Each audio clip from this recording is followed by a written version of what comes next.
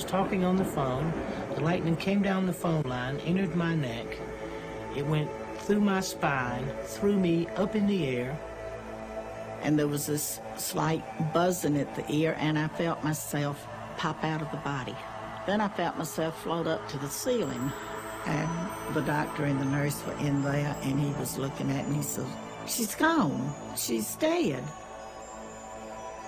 And I was taken to hospital.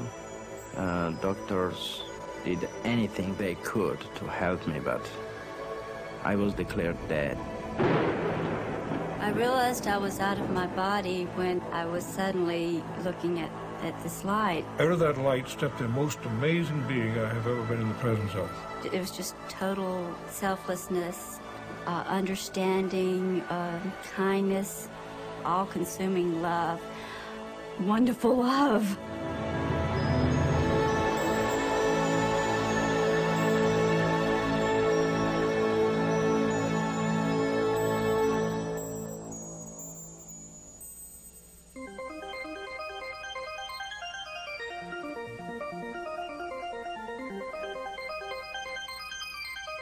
After a time in this light, all of these people have to pay a return trip back. What they tell us is that the reason they chose to come back was not for themselves, because for themselves, they would rather have stayed with this presence of love. When they do return, incidentally, then the story becomes very interesting from the point of view of human psychology, because we find that these patients are profoundly changed, that they are imbued with a totally new value structure, that whatever in their lives before they had been chasing, whether it was money or power or fame or any of these other things that people seek, they say that after this experience, their value primarily is to love others, to seek loving relationships with their fellow human beings. And also they tell us that they have no more fear of death whatsoever.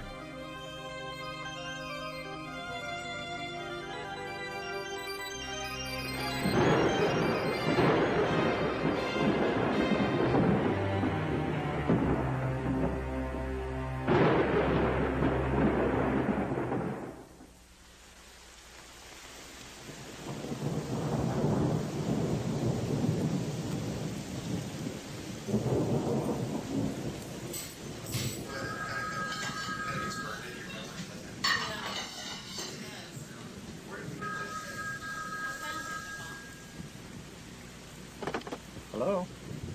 Oh, hey, Mom. How are you? Oh, no. What's the matter? What's happened to him? Oh, no. Oh, no. I was shocked when I got that phone call.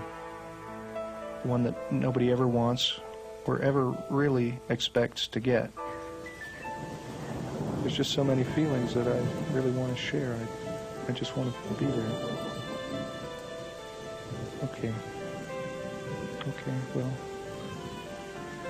we'll see you soon. Mom, I love you. My dad was fighting for every breath of life, and it didn't look very hopeful. Even though we lived 600 miles apart and only saw each other on holidays, at least we were on the same planet.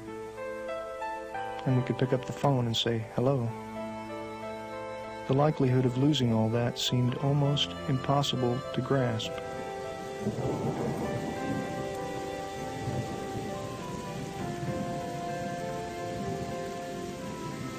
Dear Dad, I'm so sorry to hear about what you're going through. I know you're rugged, but you gave us a good scare.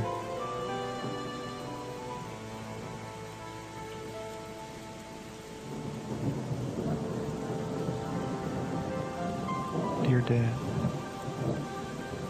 I'm writing you this letter because I don't know if I'll ever see you again, yet I have so much I want to say.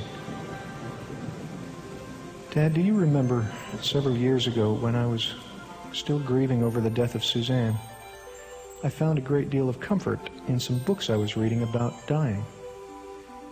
It was at that time that I met a doctor of psychiatry, a researcher named Dr. Raymond Moody. I'm sending a copy of a book that he wrote, which was a great deal of help to me then.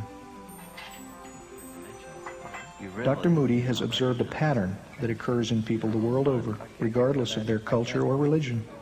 As a matter of fact, the prior religious beliefs or background of the person doesn't seem to have much to do with whether or not they have an experience and even the content of the experience.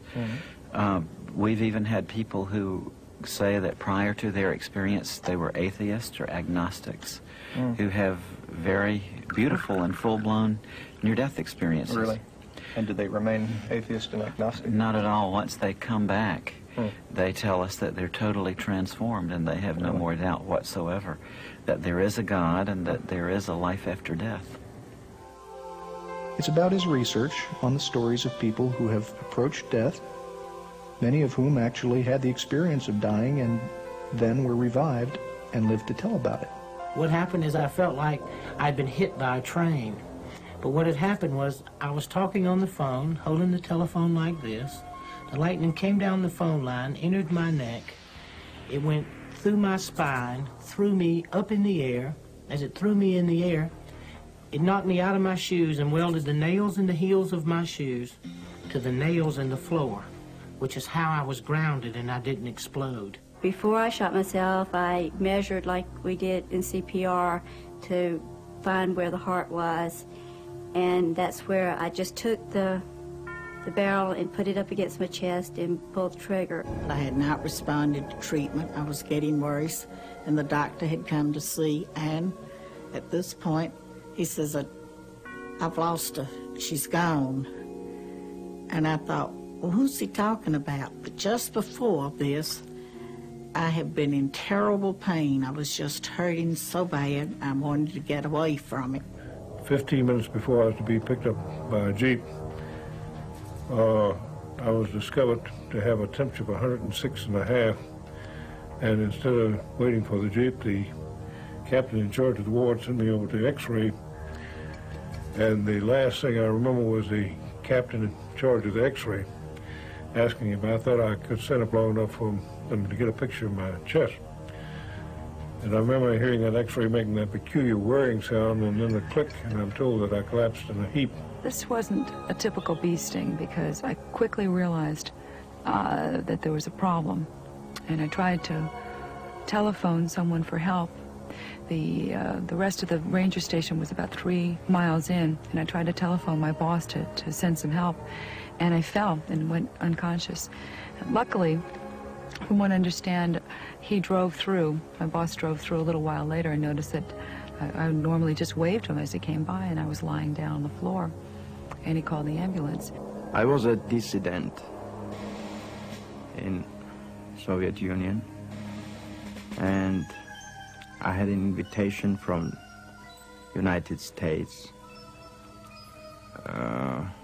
In 1975, I received this invitation. In 1976, I was given the exit visa, and I was leaving for New York that day, and I was coming to take my passport, and I was ready to fly. My family was already in airport waiting for me. At that time, on sidewalk, I was moved over or run over by car. It was fabricated by KGB. They wanted to kill me and not to let me go. And I was taken to hospital. Doctors did anything they could to help me, but I was declared dead.